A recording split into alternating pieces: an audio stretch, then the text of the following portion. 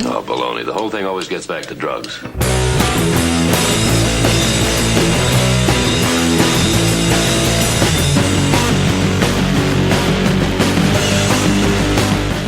I've been always thinking about coming back to YouTube, and it was never the right time, and there was always a good excuse. So today was the day where there was no excuse, and just take the gear out and record.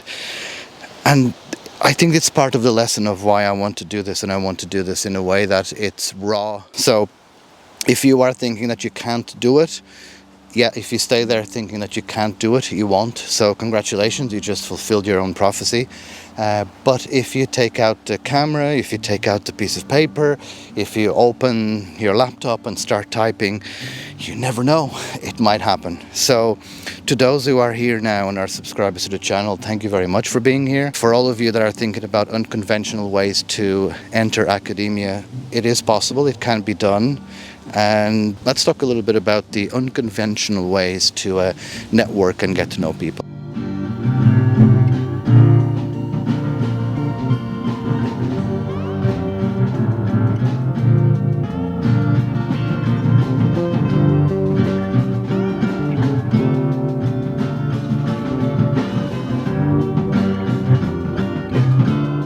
So for example, in my case, it was the social media. So I was able to work and do things with social media that other people weren't able to do.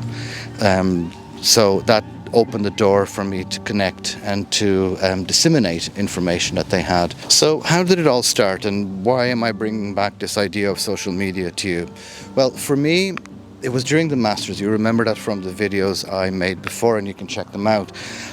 I wanted to use social media as a tool to show people what to expect from not just their acupuncture treatment, if they were going for acupuncture for the first time, but also what was happening at conferences. So that was actually my first outing, and how I was recording vlogs was at the conferences, because I was traveling a lot and to go to the conferences, learning, and then as it developed, to speak at those conferences as well. And I wanted to show people what was happening at those, and for them to be aware of what was going on, along with what we were doing in the clinics as well. So it was interesting that as that tool developed, I realized that it was useful for other people that were in the acupuncture world. And I guess the first real job, I guess, to be paid for in terms of using social media was for a journal, believe it or not. And it was interesting. So I still have that position. I am the social media editor, and sorry, the position was updated recently. I'm the social media and outreach editor for the European Journal of Integrative Medicine. So I have a contract with Elsevier. And it's really interesting to think and talk about this, because it's the power of social media. It's what it does to your career. And that dissemination, and that idea that disseminating our work, getting it to reach as many people as possible, has really transpired from the time when I was doing vlogs, because of the acupuncture clinic and because of my work at the MSc, and where I am now in terms of dissemination of my own research work and doing it for a journal as well. So networking is really, really important. And it's interesting how I had to just there, because it's so recent, correct the position that I have with the journal, because that outreach was added to what was my job description as social media editor, to become the social media and outreach editor. So that's my number one advice for anyone in terms of any career, and especially if it's research. Network. Find out who is the person, who are the people that you really admire and that you would envisage that you would work for them. Read their papers, get to know about their style of writing, their field, their career, and just almost like try to emulate what they have done.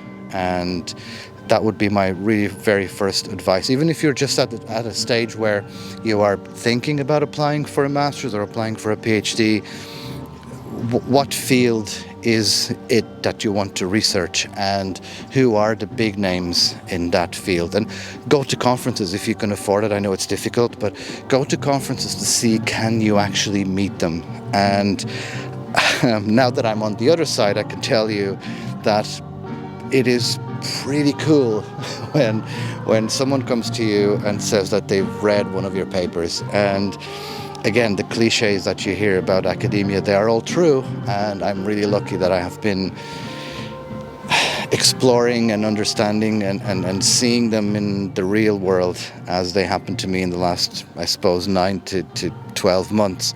And it is true, when someone comes to you and they say that they've read your research, it's really powerful, and it's such a proud moment, because you've worked hard on those papers and you've put so much of it into it with your team.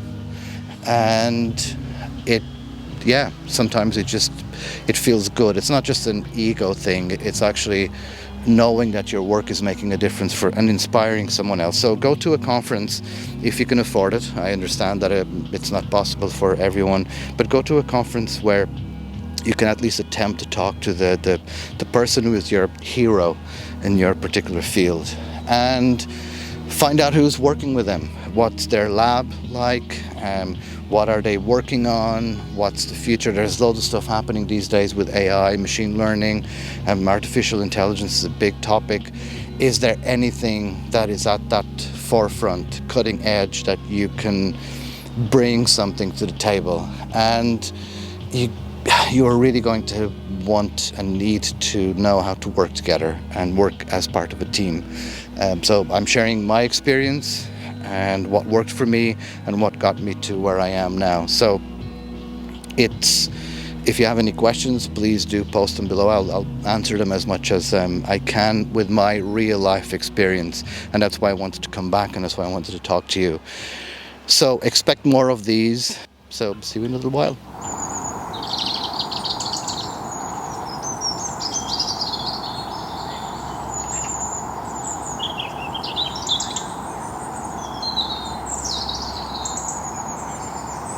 Oh, baloney. The whole thing always gets back to drugs.